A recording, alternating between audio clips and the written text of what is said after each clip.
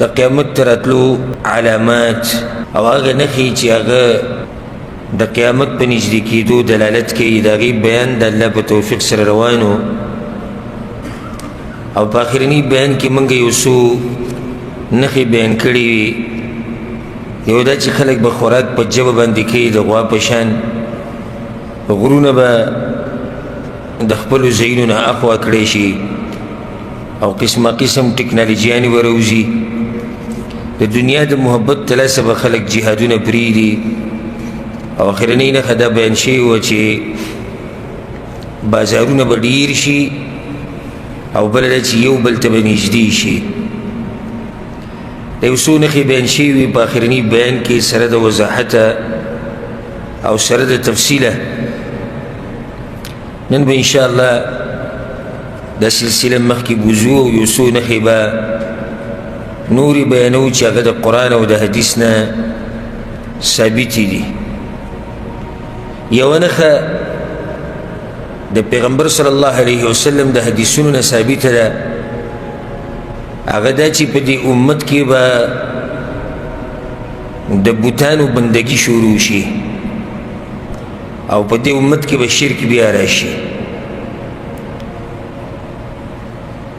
دا داسې نښه ده چې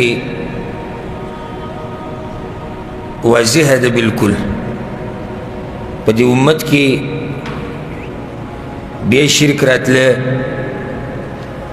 بندګي د بوتانو پکې شوې ده.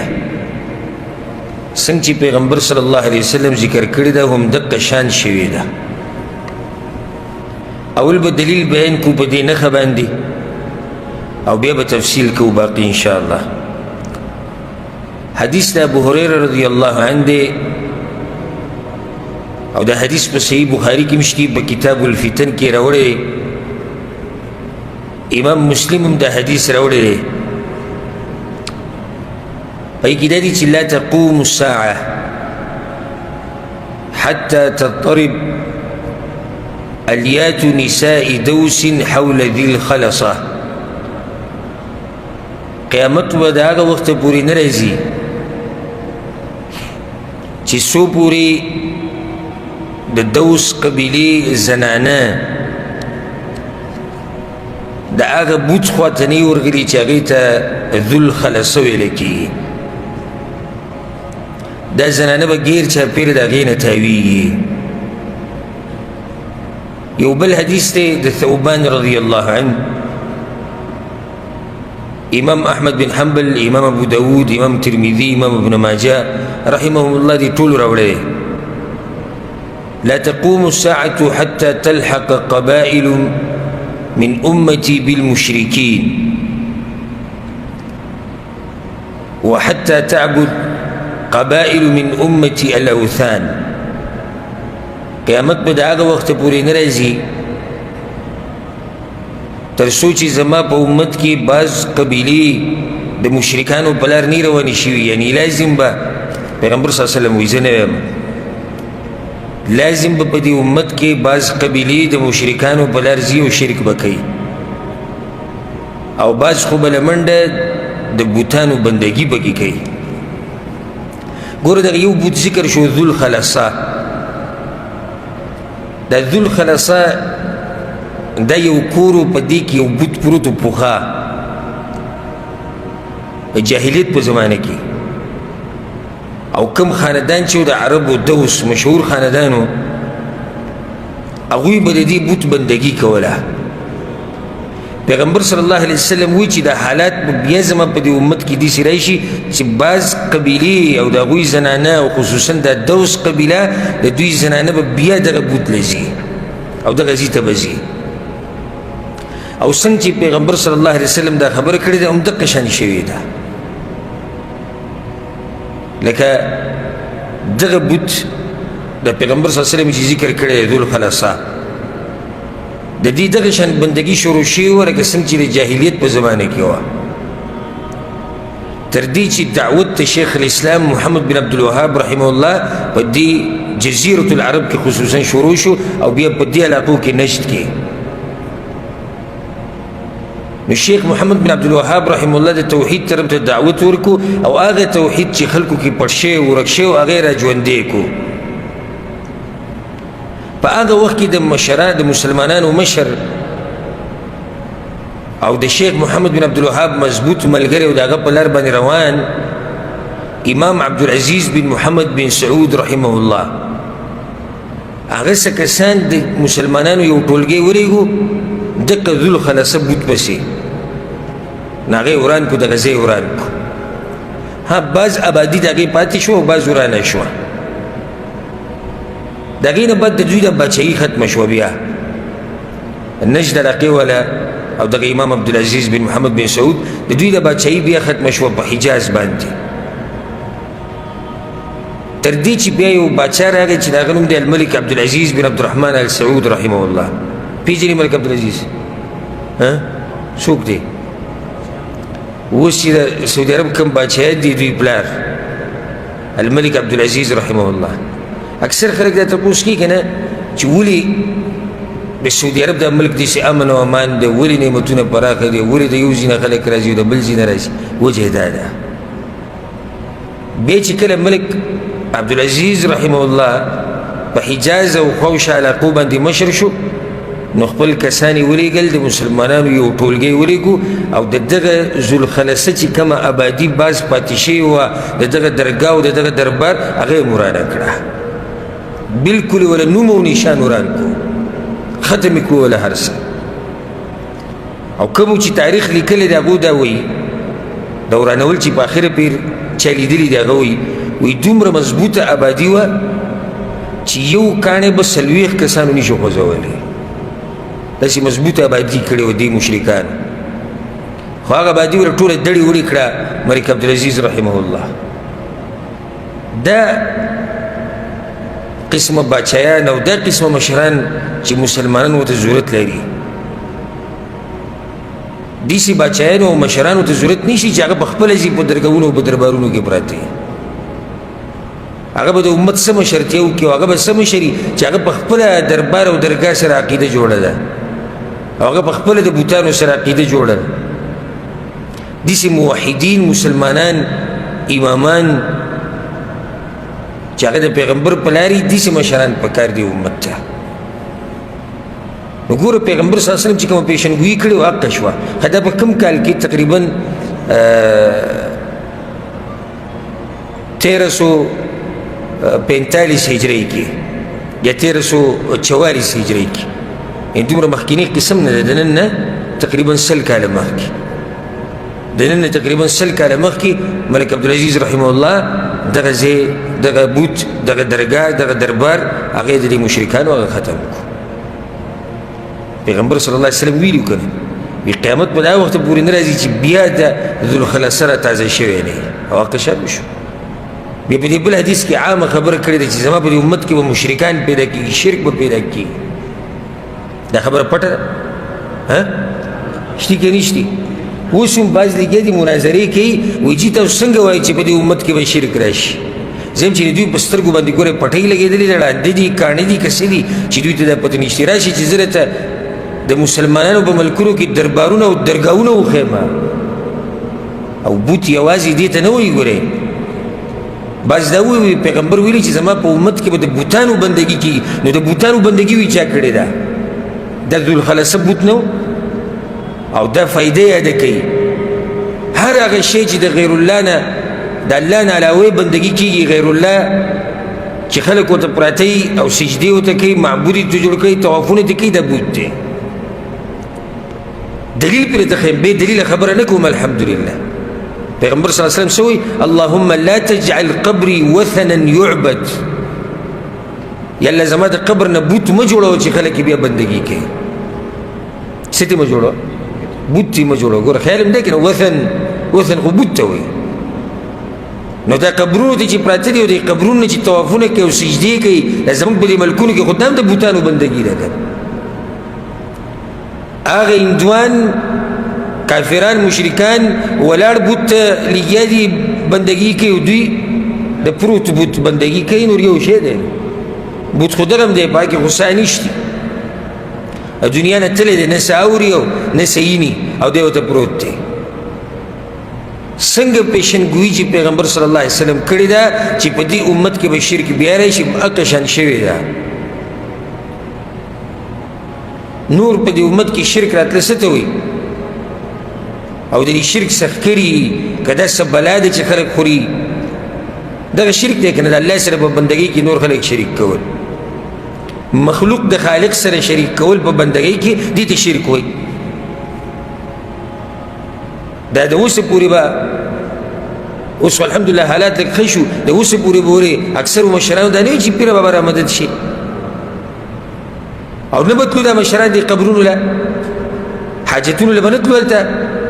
بچي به یې نه بو هلته، ښځې به یې نه بویې هلته،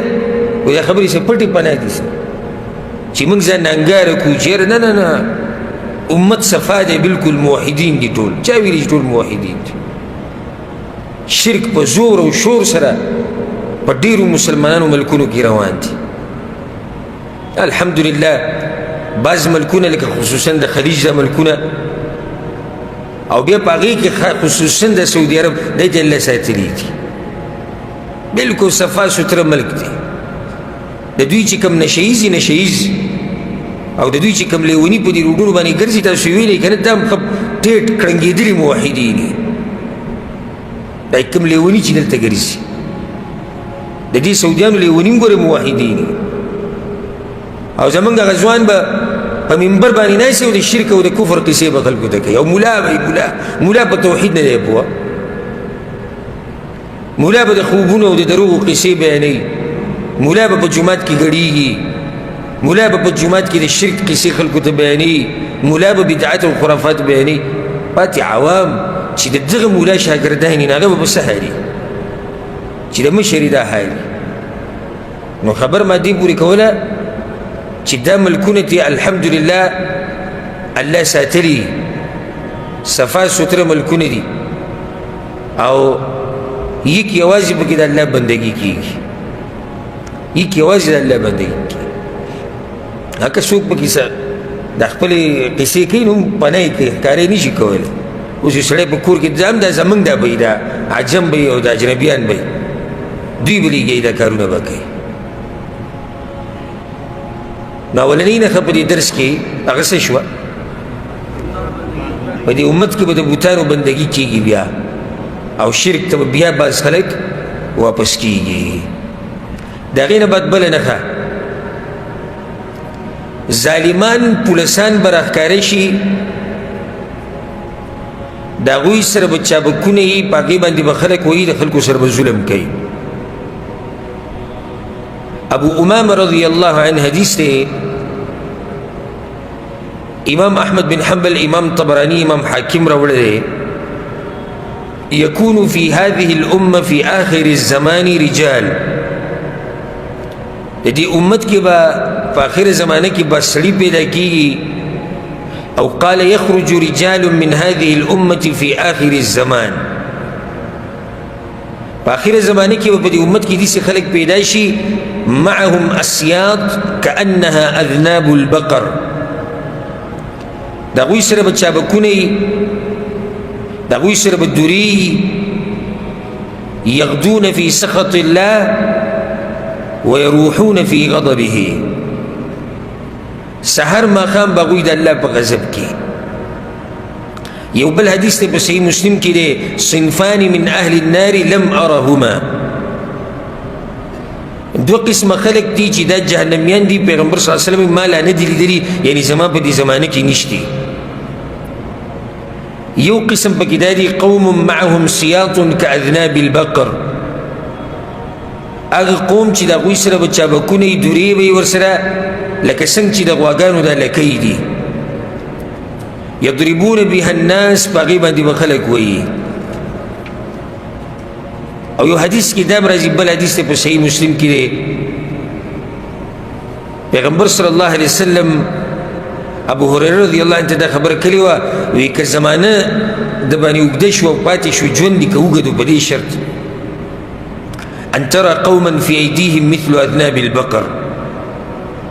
ته به داسې قومونه وینې د هغوی سره به داسې د سزا ورکولو دپاره داسې صحیح په لاسونو کې لکه څنګه چې د غواګانو د لکۍ دي یغدون فی غضب الله ویروحون فی سخط الله سحر ماښام به هغوی د الله په غضب کې اخته الله به هغوی ته په غضب کې ګوره امام نووي رحمه الله څومره پخوانی عالم دی هغه د دې حدیث نه دا لیکلي دي وی هذا الحديث من معجزات النبوة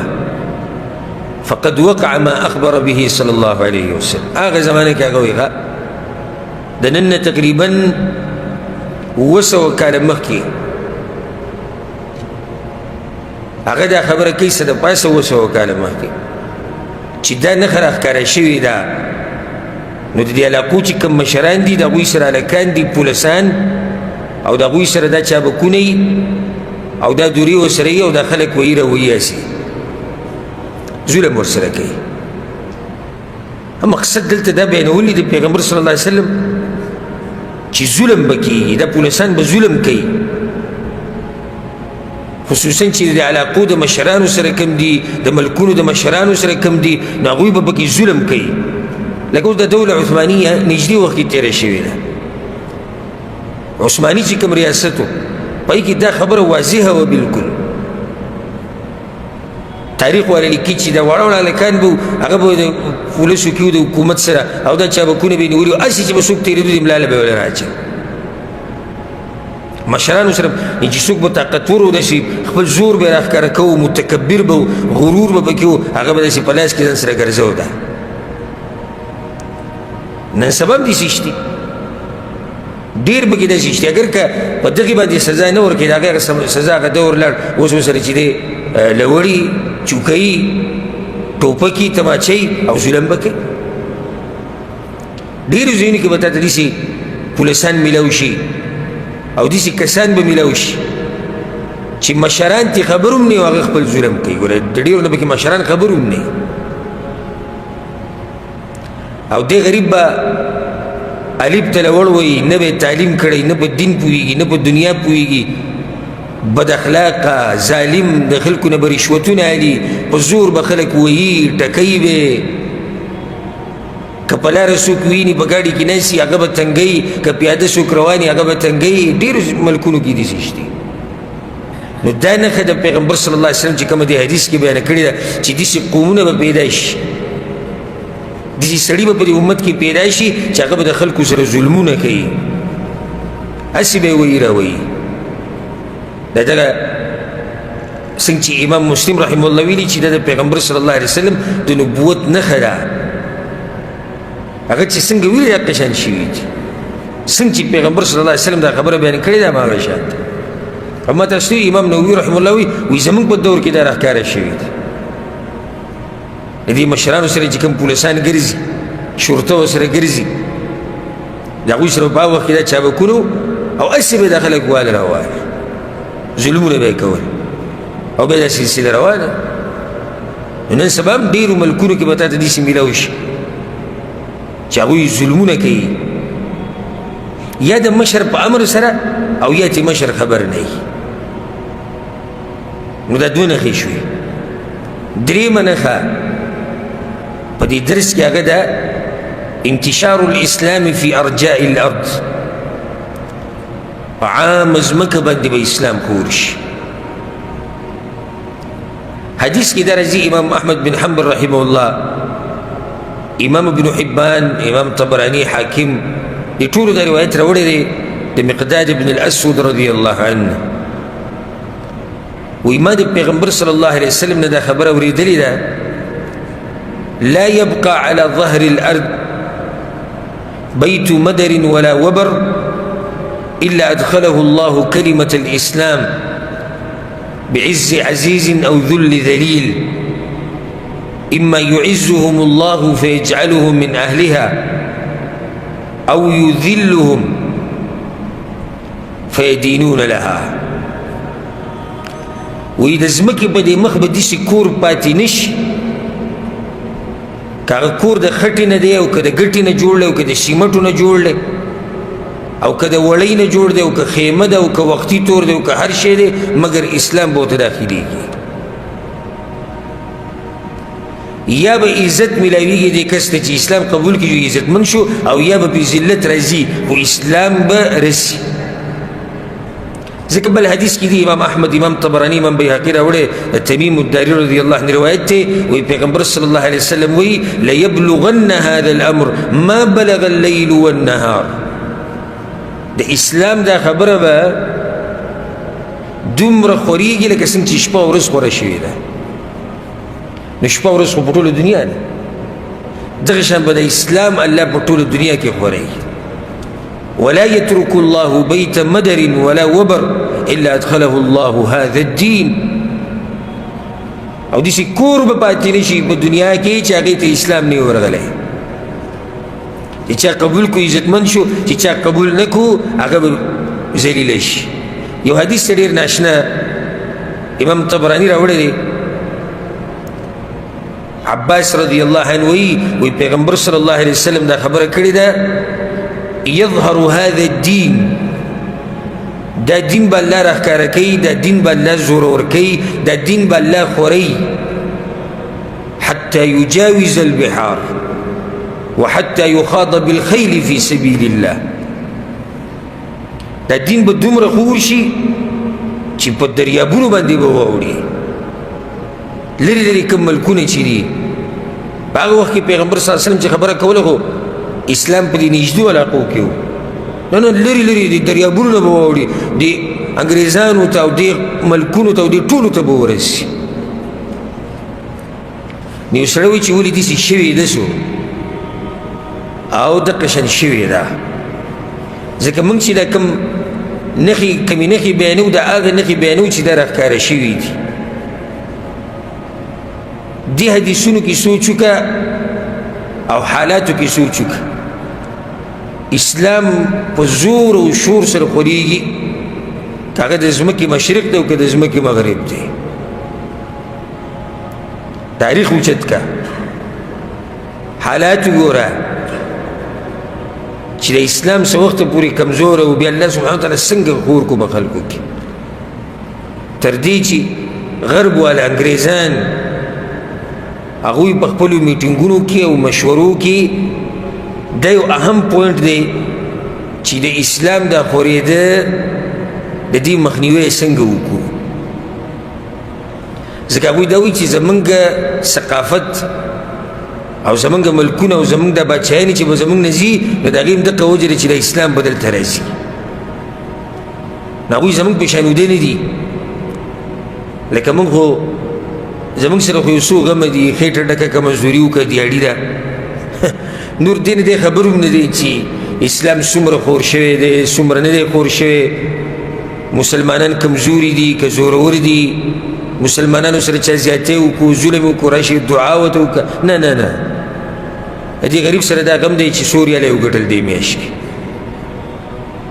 دې غریب سره دا غم دی چې کلي ته وکلی شي او ښځه به کلی نی او شهوت به څنګه پوره کوي دا د کمزورو او د وړو خلکو سوچونه دي او د غټو خلکو او د درنو او د اوچتو مؤمنانو سوچ هغه اوچتي د عام مسلمانانو مبارک یې سوچ حدیث کې راځي کنه چې المؤمن للمؤمن کالبنیان مؤمن د مؤمن دپاره د یو دیوال حیثیت لري چې یو خښته لري کې ټول دیوال خرابېږي منګه دا وایو په بل ځای کې د ظلم کېږي بل ځای کې د مسلمان تباهو برباد شي خو چې زه ښه یم داسې ده که نه چې ما ته امن یو ډوډۍ میلاویږي او دیاړۍ له ځو کار له ځو بس ته خو لا دا وایې چې د بل زوی د مسلمان سره دې سوچي دې ځوان شی سره کټ خوا کې چې د کوم مسلمان کټ پروت دی د سره د هغه سوچ نشته دا مسلمان رو د ډېر وخت نه کار نه یې تللی دلته څه کار وګوره نه نه دا مسلمان غریب بیمار دی کلي ته تلل غواړي دلته څه ټکټ کې مرسته کول غواړي نه وړه درکوه پاتې لا دا چې رور غم خپل رور چې د مور پلار نه پیدا وي د هغه سره هم بغض او حسد کوي که دی هم چېرته پسې سخته کې ونښلي نو ښه به خوشحاله شي چې په مسلمان باندې سخته ویني او په خپل باندې او په رور باندې به سخته ویني په هغه رور چې د مور پلار نه پیدا دی په هغې باندې هم خوشحالېږي دا مسلمان به تاله د نورو مسلمانانو څه غم وکړي خو الحمدلله د الله دا دین داسې بې غیرتو ته وداسې بېایمانو ته ضرورت هم نه لري دین د الله زورور دی که څوک یې مرسته کوي او که څوک یې نه کوي که څوک د دې قافلې سره ملګری شو خپل عزت به جوړ کړي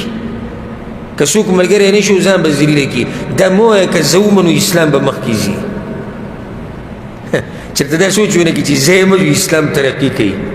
نه نه ته دې د سره یې نه ستا په شان دې په لکاو د سره یې نه او دا دین به د الله زوروري صرف په کومه حساب چې ما کتلی دی په بعضو مجلو کې او د انټرنیټ په بعضو ویب سایټو کې صرف په امریکا کې څه د پاسه 2000 جوماتونه د مسلمانانو دي په برطانیه کې چې کله د اذان وخت شي د الله اکبر اذانونه به اوري د هر ځای نه مسلمانانو جوماتونه دومره ډېر شوي دي یوازې صرف په فرانس کې دننه څه د پاسه 1400 جوماتونه د مسلمانانو دي داسې داسې ملکونه چې نوم به دې هم نه اورېدلی هلته هم د جوماتونو څه کمۍ نشته د مسلمانانو په ایټالیا کې دا بعض ملکونه ګورې په کفر کې ډېر سخت دي اجازتونه هم نه ورکوي د هغې باوجود الحمدلله هلته جوماتونه جوړ شوي دي اوس ایټالیا کې وګوره څه د پاسه 200 جوماتونه د مسلمانانو دي او ښه باقاعده په اخبارونو کې هغوی دا خبره ورکوي لکه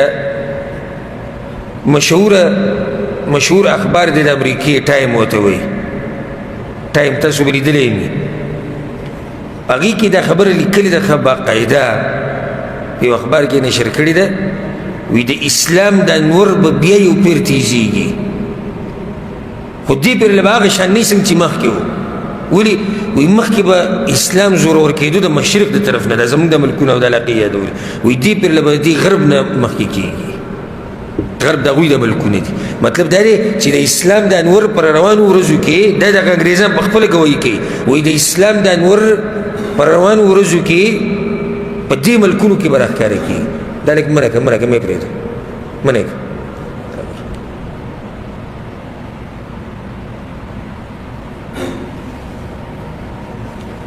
نو دا د هغوی خپله ګویي ده چې دا نور به په کوم ځای کې راخېږي هم د دوی په دې ملکونو کې هغوی ته په خپله پته لګېدلې ده د فرانس یو اخبار ما ته یو ملګري رالیږلی و چې په هغې کې ښه متخصص خلک هوښیار خلک پوه خلک هغوی دا خبره لیکلې ده وایي دا اسلام به زموږ چې څومره سوچ دی نو هغه وخت نږدې دی چې د اسلام به په ټوله دنیا کې عام کېږي سره د دې هغوی سره دا خبره کړې ده وایي سره د دې چې دا خلک یې کمزوري دي خو په دې دین کې وایي داسې طاقت پروت دی په دې اسلام کې چې دا به زورور کېږي کوم چې زموږ سوچ دی وایي یوازې په جرمن کې په یو کال کې دننه صرف دا د یو کال خبره ده په جرمن کې 80,000 نسخې د قرآن خرڅې شوي دي ترجمې والا همدې کافرانو اخیستي دي وایي موږ ګورو چې د قرآن څنګه کتاب دی 80,000 نسخې د ترجمه کړی شوي قرآن دا د انګریزانو اخیستي دي زمونږ هغه راشي یو لسو قرآنونو ته ضرورت وي څوک عربی خو ته نه معلوم چې یو لس قرآنونه وایي او بیا چې لاړ شي په دوی په عربو پسې به شروع کړي یاره منې پښتانه دینداره به منې د پښتنو دینداري نه ده دا به منې مضبوط خلک دي په دین باندې او د غرب په څوکه کې به د دوی په علاقه کې جومات جوړ شوی په هغې به د عربي نوم لیکلی شوی دا نه چې هلته ټول خلک غریبانان دي راشي داسې د ځمکو مالکان درته وښیم چې پوره کلي راویي دي خو بس دغه د الله د دین باندې چې خرچه راشي نو بیا ورته کله عرب یاد شي کله بل زما خواته یو راغلی تاسو دا قصه ما څو پیرې وکړه په دغه ځوان به هم ډزې شوي چې زوی پیدا شوی او ده ته به هم په غوږ کې اذان کړی ما پسې راغی یاره وایي څه کار مې دی تا سره وایي څه کار دی څوک خو ورته نه دی معلوم دی وایي څه دپاره وایي جومات کې 2 پنکې پکار دي نو مې پنکې خو ګرانې دي یو پنکه په 75 ریاله ده ښه پنکه نو دوه دا خو 120 ریال شو نو دا خو به راټولول غواړي زما بې شرمه بې ایمانه کور کې چې ته لګې د روخام لګې او د بجلۍ سیسټم کې چې د چا نه دې چانده غوښتلې ده چې ما له 75 ریاله کې زه به کور کې پنکه لګوم نه وجه دا دی چې کور دې ته قدرمند دی ځکه په خپله لګې خو چې کله د الله کور شو نو بیا ته راغلی 120 ریال دې دپاره عربۍ ګوري مدرسه دی چې قرآنونه پکار دي څو شل ته شل قرآنونه نشي اخیستی دا دومره غټ کیلې شل قرآنونه د الله کور له نشي اخیستی جومات له 50 قرآنونه نشي اخیستی ته د افسوس مقام دی خو هغه سړی به پوه شي چې په زړه کې ایمان ژوندی چې ایمان مړ شي هغې ته به څه هغه باندې بیا جنازه وکړي ځکه چې هغه مړ دی ما وی ما صرف په جرمن کې په یو کال کې څو قرآنونه قرض شوي 70,000 او دا د انګریزانو اخیستي دي موږ اسلام مطالعه کوو ها دا د تقریبا د نن نه 15 کاله مخکینی خبره ده د دې امریکې یو اخبار دی نیویارک ټایمز ورته وایي په هغې کې دا خبره لیکلې وه وی دې کاله تقریبا 80,000 امریکندیان چې دی هغه مسلمانان شوي دي په یو کال کې دننه په یو کال کې دننه 80,000 امریکندیان انګریزان د اسلام ته ننوتي دي دا نور هېڅ هم نه دي خو د پیغمبر صلی الله علیه وسلم هغه پیشنګویي ده او څومره چې دا کافران کوشش کوي چې زموږ دا دین کمزوری کړي دومره الله دا دین راښکاره کوي او الحمدلله د دې دین د حفاظت ذمواري رب العالمین اخیستې ده که دا ټوله دنیا یو شي که نه دې دین ته نو هم به څوک ختم نه کړي يريدون أن يطفئوا نور الله بأفواههم الله وی دوی د خولې په پوکي باندې زما د دین رڼا ختموي نو کوم ځای کې د الله د دین رڼا او د زورور دین او د دوی د خولو هغه پوکي په پوکي باندې به دوی څه وکړي دا خو د دوی کوشش دی خو الله وی واورئ ویأبى الله إلا أن يتم نوره ولو كره الكافرون الله وی دا خبره ما په ځان لازم کړې ده چې د دې دین د رڼا به زه خورومه اگر که کافران دا خبره نه خوښوي هغه رڼا الحمدلله د دنیا ګوټ ګوټ ته رسېدلې دي د اسلام دعوت په زور او شور سره روان دي دنیا د دې انګریزانو د ډمان او کلاړیان او مالداران لګي د اسلام ته داخلېږي اسلام ته داخلېږي اسلام مطالعه چې دې وکړه او ځان دې پوه کړو نو بیا به ته په کنټرول کې نه یې اټومیټیک به ستا د خولې نه دا خبره وځي چې حق دین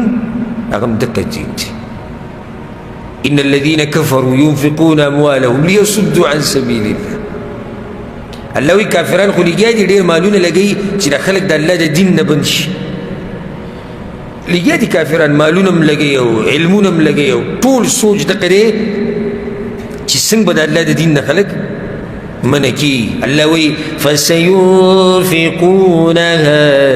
ثم تكون عليهم حسرة ثم يغلبون والذين كفروا إلى جهنم يحشرون الله يجيب دا مالونم لگي او دق مالون بدا دوی دا حسرتون و ندامتون سبب گرزي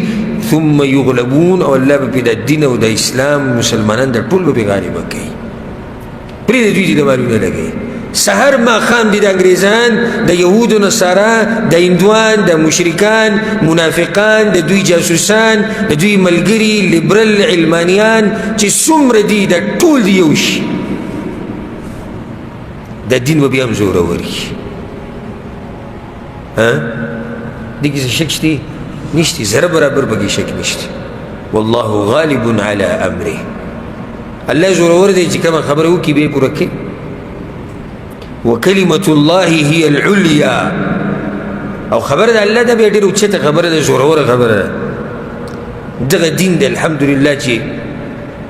کله په دې غټو غټو دعاتو باندې پابندیانې ولګوي، لکه پابندي په څه لګوي؟ لکه مشهور عالم د انډیا ډاکټر ذاکر نایک حفظه الله چې هغه متخصص دی په دې ادیانو کې، هغه یو مشهوره مناظره کړې وه د هغه عیسایي سره. پته نه تاسو اورېدلي که نه اورېدلي؟ ویلیام کیمبل سره هغه تاریخي مناظره وه، تاریخي، او داسې حال یې ورسره کړی وم هغه مناظره ټوله کتلې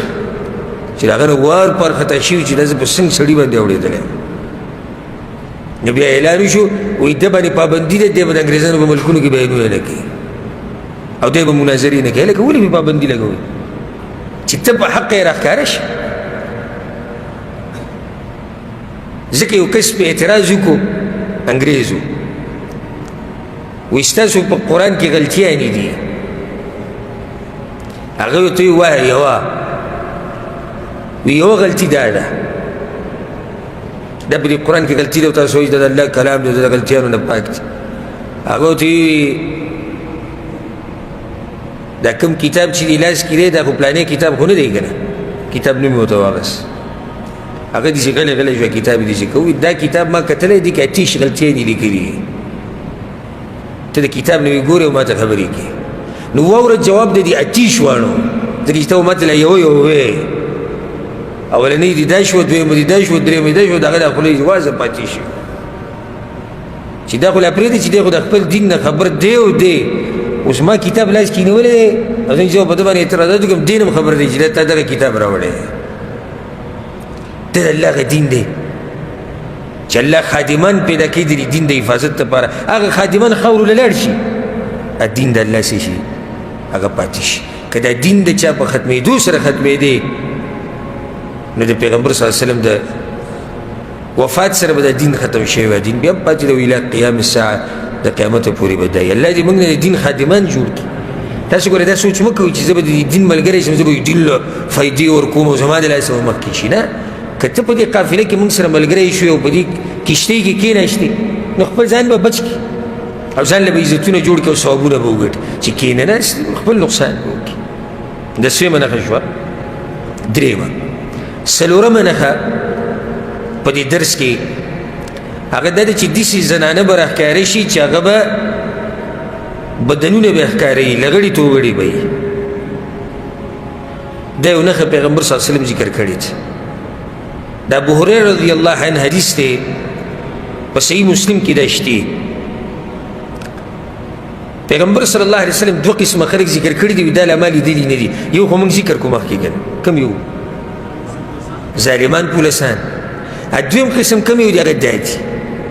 ونساء کاسیات عاریات، او هغه ښځې چې جامې به یې اغوستې او لغړې به یې،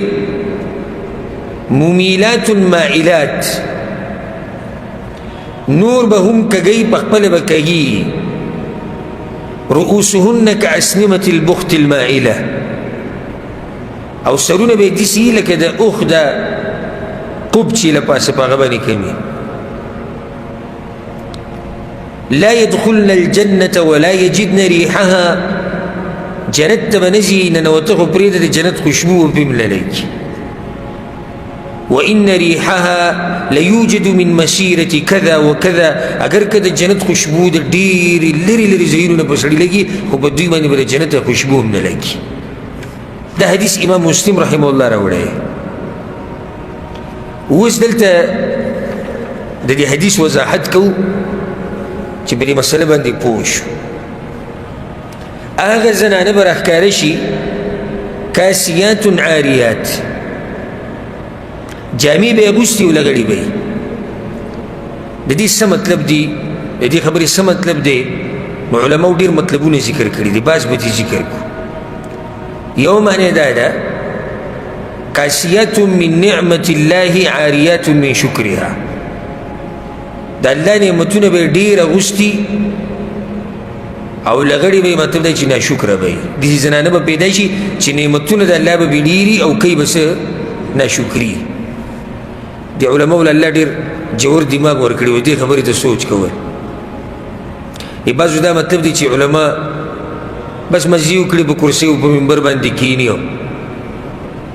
او ذهن کې چې څه راځي هغه وایي ذهن کې چې څه راځي هغه وایي نه د ځان ستړی کړی دین یې زده کړی دی هغه بیانوي او چې داسې هر سړی په دې کرسۍ کښېناستی شي ته راشي خبرې وکړې اوس بیان کې دا دي نو زنانو کې دا بیماري شتي حدیث کې راځي که نه که ته د یوې سره ټوله زمانه ښه وکړې او بیا معمولي جګړه دې ورسره راغلې وي تا ته وایي تا څه کړي دي ماله اکثر دا ښځه خاوند ته دا خبره ډېره کوي معمولي اختلاف چې راشي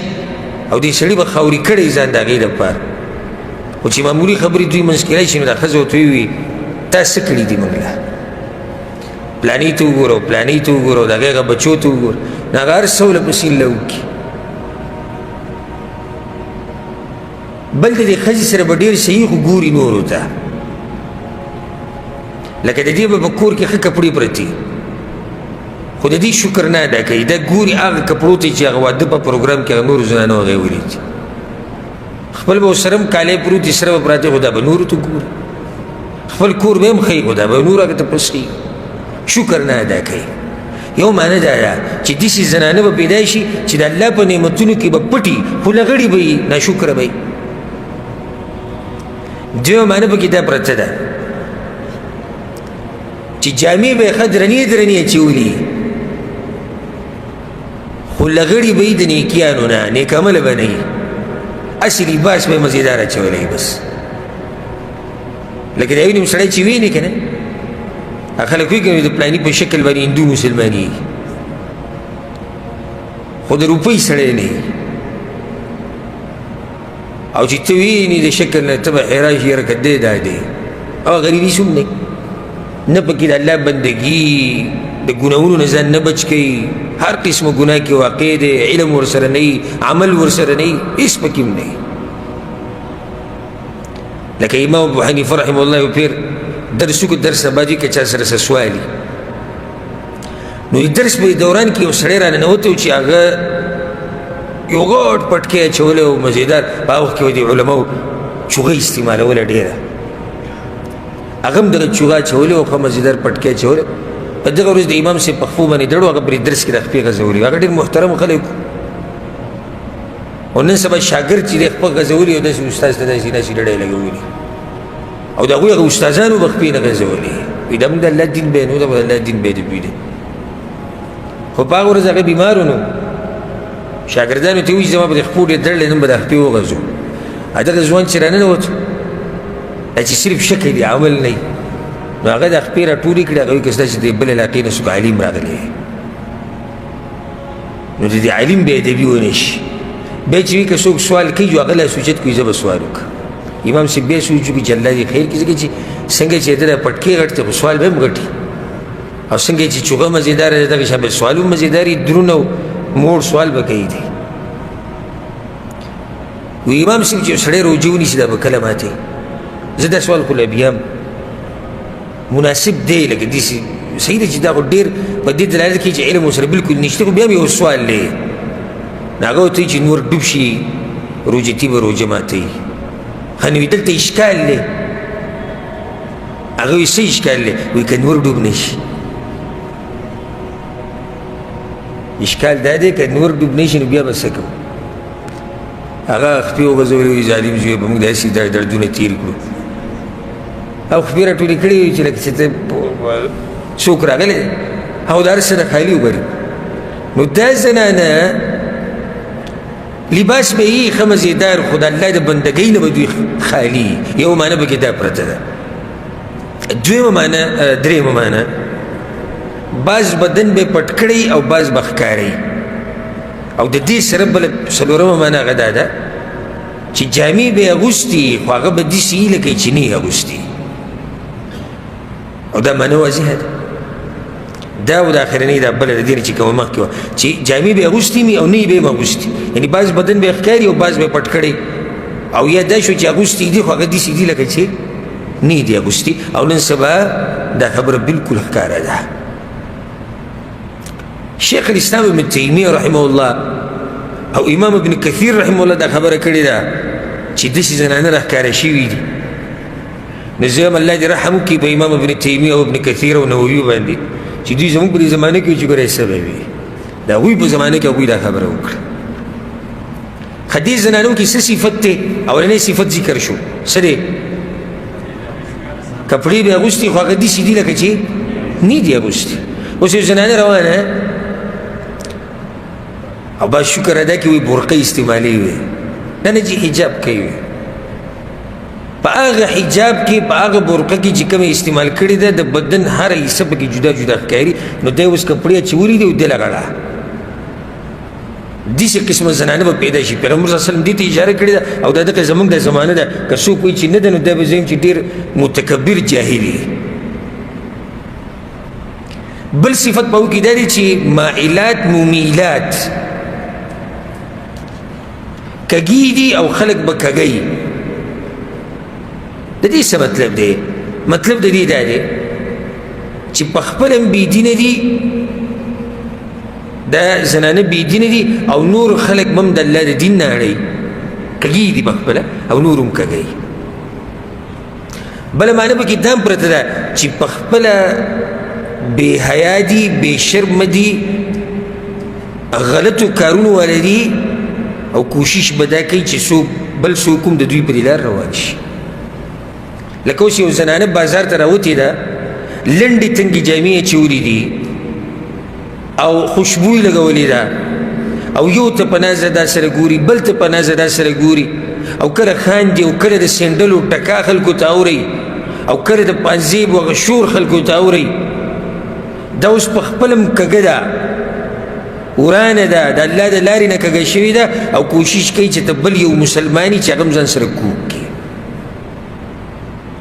او څه ډېرې دي دا زنانه نن سبا، څه ډېرې دي.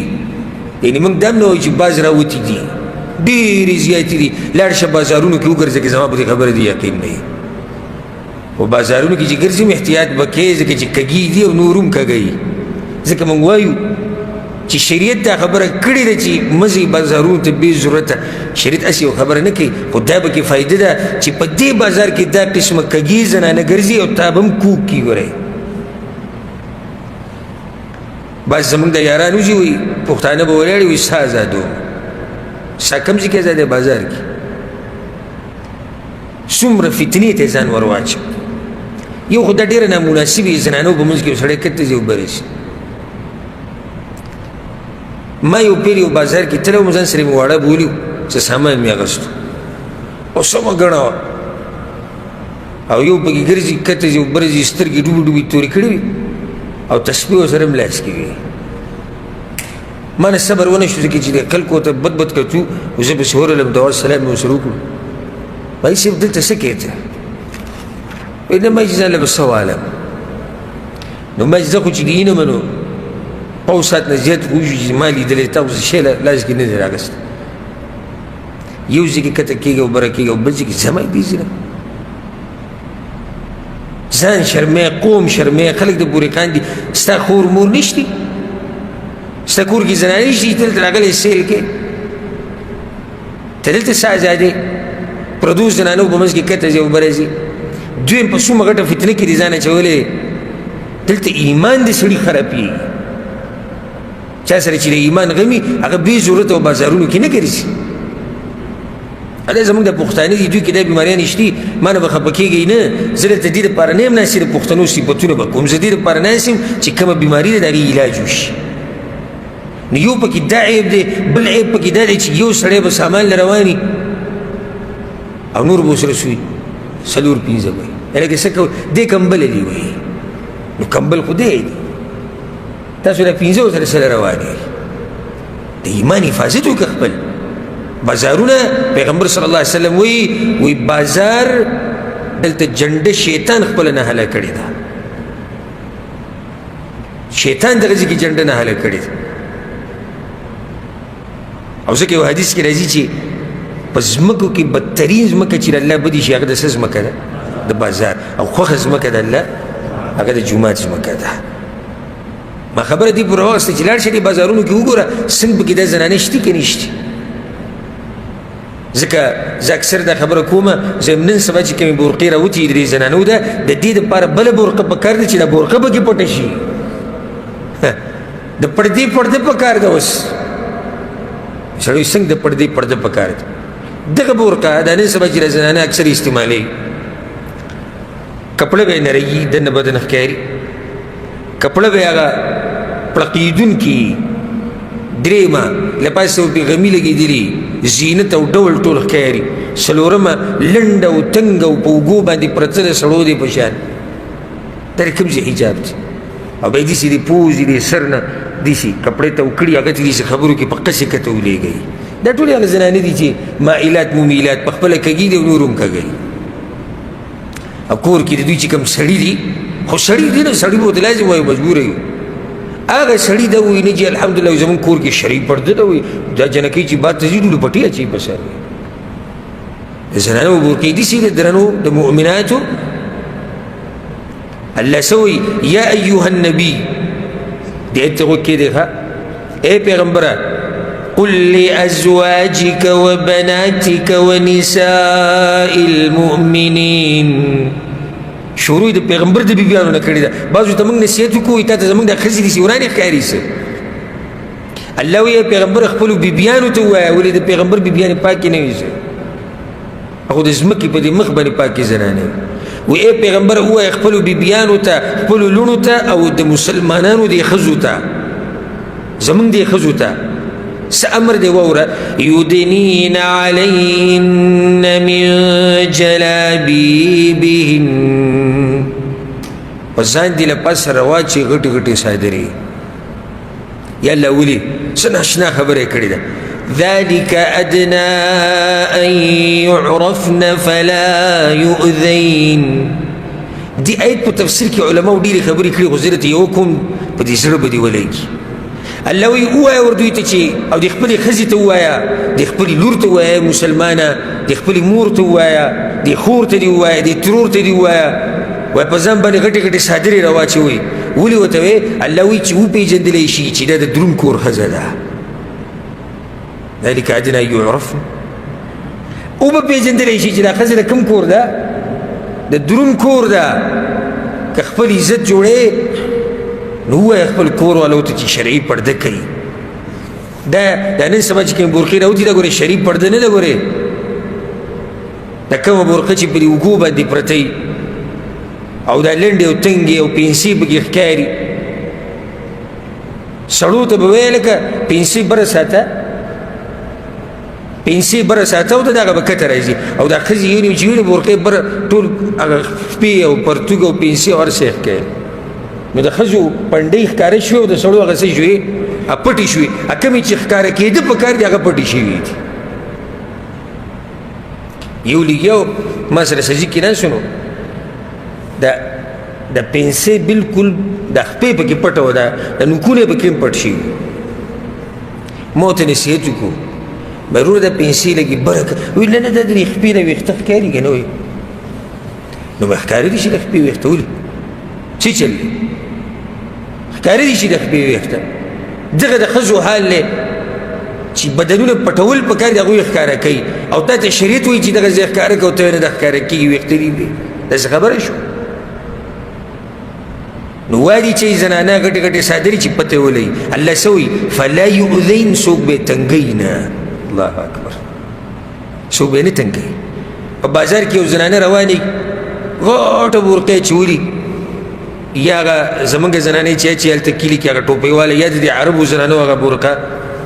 کوم چې به یې سر رااچي په برقو کې صحیح برقه چې شرعي پرده به یې هغه د دې عربو هغه برقه ده کوم چې به یې سر له پاسه رااچي.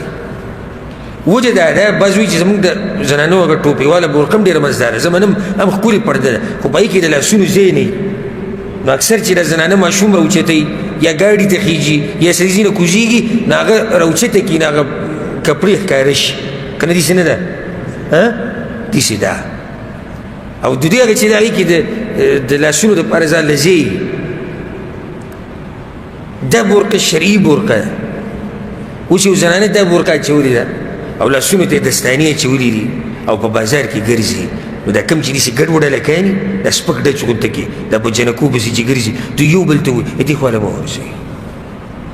لکه ولې څنګه ورځي ته خو په جنکو پسې راغلی وایي نه دې بورکۍ نه پته لګي دا قیسو واله نه ده او هغه بله چې لنډه تنګه بورکۍ یې اچولې ده او ځان یې ښکاره کړی دوی پسې وایي ښه ګرځي ځکه چې دوی راوتي په دغه مقصد دي اوس یو زنانه د کور نه وځي خوشبو لګوي بازار ته ځي او څه لګوي خوشبو د دې خوشبو څه مقصد دی خو چې په دغه خلکو ولګي که نه صرف خبره په دې ختمومه د شرعي پردې دپاره یو څو شرطونه هدایت ساتي او بیا په خپل کور کې نافظ کړي یو ده چې دا به ورقه به دا کومه چې زنانه چې ټول بدن به پټوي ټول بدن به پټوي دویم په خپله به زینت نه وي چې له پاسې پرې غمي لګېدلي دي او ګلونه پکې جوړ شوي دي او نوي نوي رنګونه پکې راوتي نه نه ساده کپړه به بلکل ساده دریم شرط پکې دا دی چې ښه پیړه کپړه به پیړه چې دننه بدن پکې نه ښکاري څلورم دا دی چې ښه کولاو کپړه به وي تنګه به نه وي پنځم شرط پکې دا دی چې خوشبو به نه لګوي پې شپږم دا دی چې د سړو د کپړو په شان کپړه به نه وي او نه به د کافرانو زنانو په شان لباس وي چې دا اووه شرطونه پکې وي نو دا به شرعي پرده ده نو څو نښې شوي په دې درس کې څلور کمې کمې امت کې به بیا شرک پیدا شي ظالمان پولسان یا د ظالمانو ملګري د ظالمانو ملګري او پولسان هغه به پیدا شي خلک به وایي په عامه ځمکه باندې به اسلام خور شي داسې زنانه به راښکاره شي چې هغه به لغړي توغړي او هغه به فتنه وي په دې باندې به اکتفا وکړو انشاءالله باقي چې کوم علامات دي هغه به پر روان درس کې ذکر کوو الله سبحانه وتعالی دې موږ پوه کړي په قرآن او حدیث باندې هذا والله اعلم وصلى الله وسلم على نبينا محمد وعلى آله وصحبه اجمعين